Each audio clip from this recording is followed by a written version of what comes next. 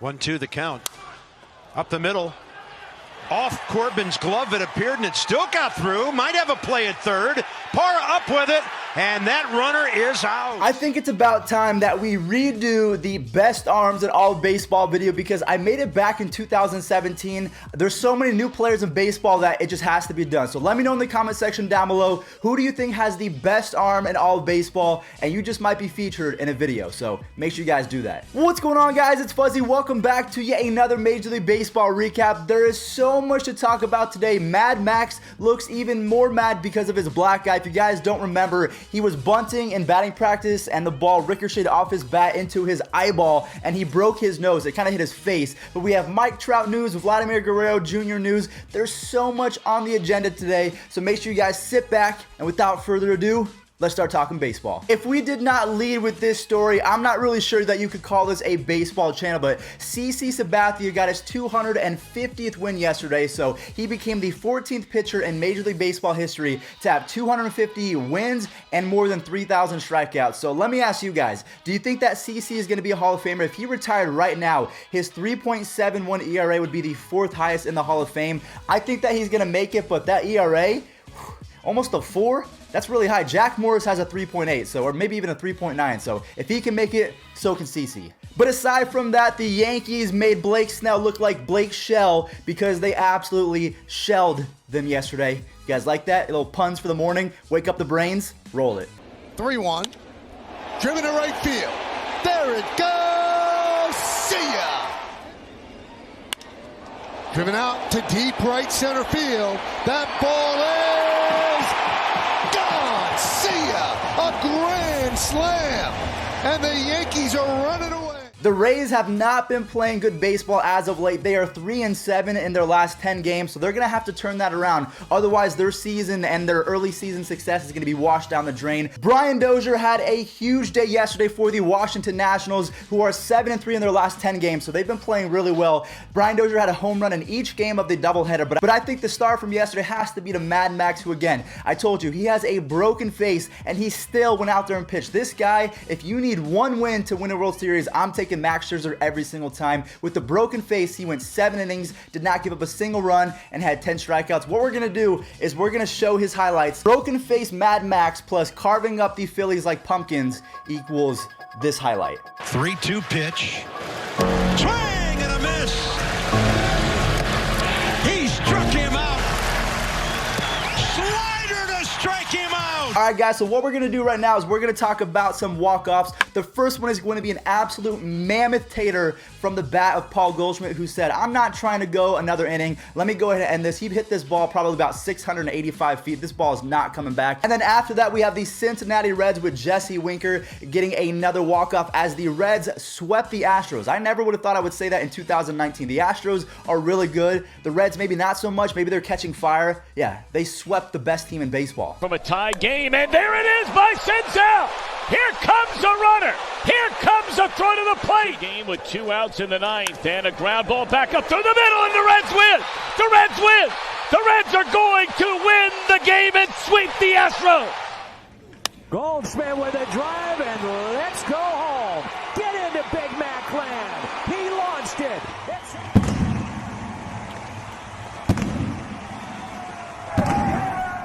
I think the theme of today's video is going to be offense because there were so many players that hit 2 home runs in a single game. What we're going to do right now is we're going to show 2 of them, and then a little bit later we have even more players to talk about, the biggest one being Mike Trout, of course. But the first 2 that we have to bring up are Wilson Contreras and Domingo Santana. Contreras exploded for 2 home runs and 5 RBIs, the same for Domingo Santana. But this was a big time win for the Chicago Cubs because they took their division lead even further, so he was clutch. Same for Santana. Make sure you guys just get your popcorn ready and get your beverages, because 2 home runs and 5 RBIs, that's a lot of production. Pulled to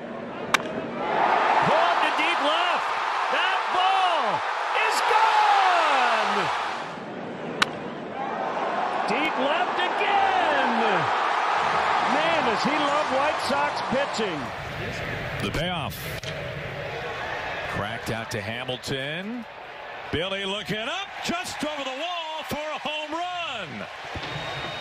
Multi-homer day, Domingo Santana. speaking of production, the Pittsburgh Pirates put on their rally caps yesterday, and both Starling Marte and Brian Reynolds produced at a high level because Marte hit a home run, and then Brian Reynolds gave them the win pretty much with this go-ahead 3-run home run. This game was so much fun to watch. The Pirates, I know they're not going to be a playoff team this year, but they have some pieces going forward. They still have Starling Marte. They have Cole Tucker. Maybe he's going to be able to turn the corner and be a star, but for right now, Brian Reynolds and Marte, they stole the show yesterday.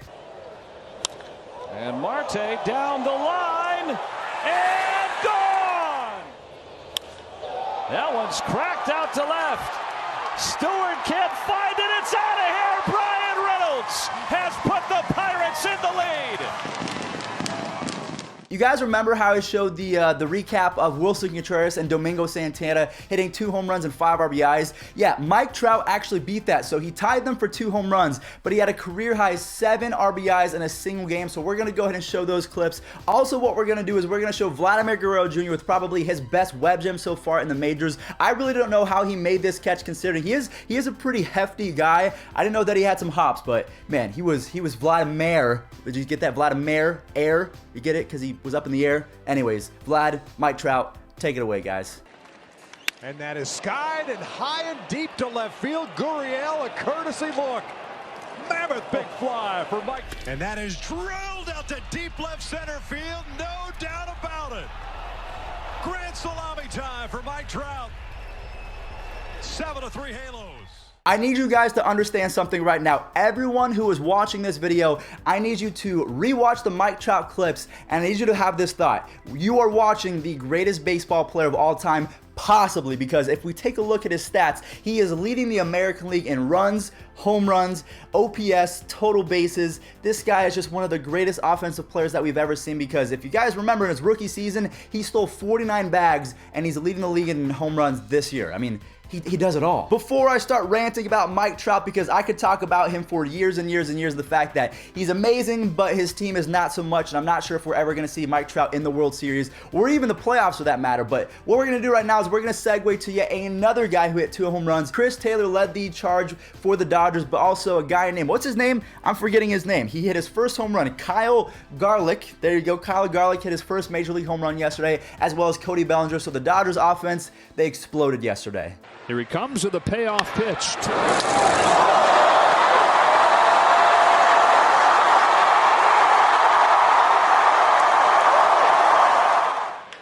Taylor unloads again, his second home run tonight.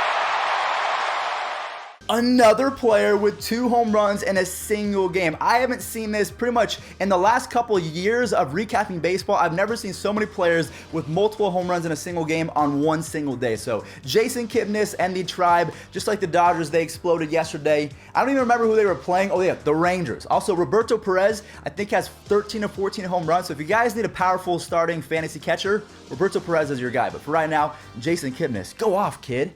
The pitch. Breaking ball hit a ton. Deep right field. There she goes. Deep into the lower deck. Collected off the bat. Jason Kipnis crunches one again.